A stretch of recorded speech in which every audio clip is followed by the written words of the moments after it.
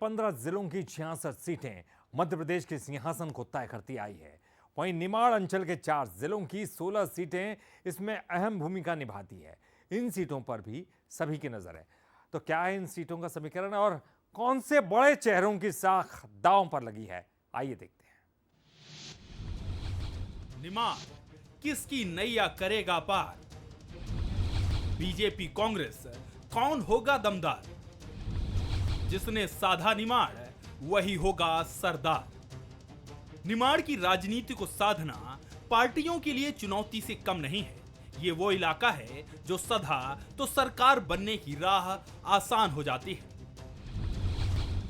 इस अंचल में 4 जिलों की 16 सीटें आती हैं। पूर्वी निमाड़ में खंडवा और बुरहानपुर की 6 विधानसभा सीटें और पश्चिम निमाड़ में बड़वानी और खरगोन जिलों की 10 सीटें शामिल हैं।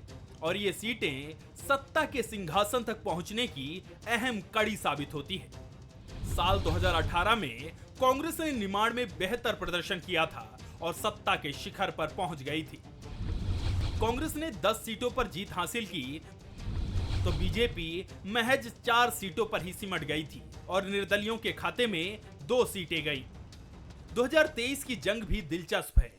निमाड़ को साधने के लिए बीजेपी और कांग्रेस के दिग्गज मैदान में हैं। निमाड़ में बीजेपी के दिग्गज हरसूद से मंत्री विजय शाह, बुरहानपुर से पूर्व मंत्री अर्चना चिटनेस, बड़वानी से मंत्री प्रेम सिंह पटेल, सेंधुआ से पूर्व मंत्री अंतर सिंह आर्य, खरगोन से पूर्व राज्य मंत्री बालकृष्ण पाटीदार मैदान में हैं।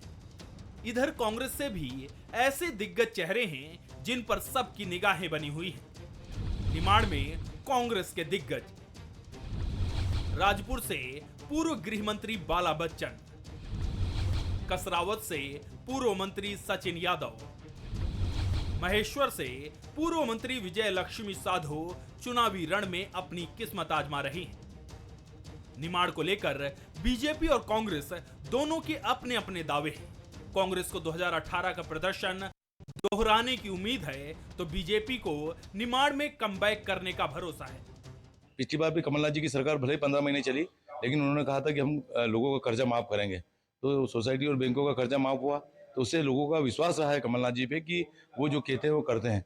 ऐसे वृद्धों की पेंशन, बहुत सारे जो बातें हैं, शादी में पैसे बढ़ाने वाली बात, इस प्रकार की। पूरे आदिवासी बहुल जिले की बात करें तो खंडवा जिला हो, खरगोन जिला हो, बड़वानी जिला हो, धार हो, अलीराजपुर हो, झाबुआ हो, रतलाम हो, सभी दूर कांग्रेस पार्टी एक तरफा जीत दर्ज करती जा रही है। मध्य प्रदेश की जनता इस बार बहुत अच्छे से जानती है कि कांग्रेस फिर से झूठ बोलने के लिए आएगी और सचमुच में कांग्रेस ने फिर से अपने झूठे घोषणा पत्र के साथ मध्य प्रदेश के भाइयों और बहनों को ठगने की एक बार फिर कोशिश करी। लेकिन 2018 का इतिहास इस बार कभी रिपीट नहीं होगा। मध्य प्रदेश के भाई और बहन निश्चित रूप से भारतीय जनता पार्टी के साथ खड़े। मध्य प्रदेश की राजनीति में मालवा निमाड़ का अपना एक अलग दबदबा है। यहाँ की राजनीतिक तासीर मध्य प्रदेश में सत्ता की दिशा और दशा तय करती है। ऐसे में निमाड़ के रण को फतह करना दोनों ही पार्टियों के लिए बेहद जरूरी हो जाता है, क्योंकि निमाड़ ही सियासी नैया को पार लगाता है। पीयूष पारे, बंसल न्यूज, इंदौर।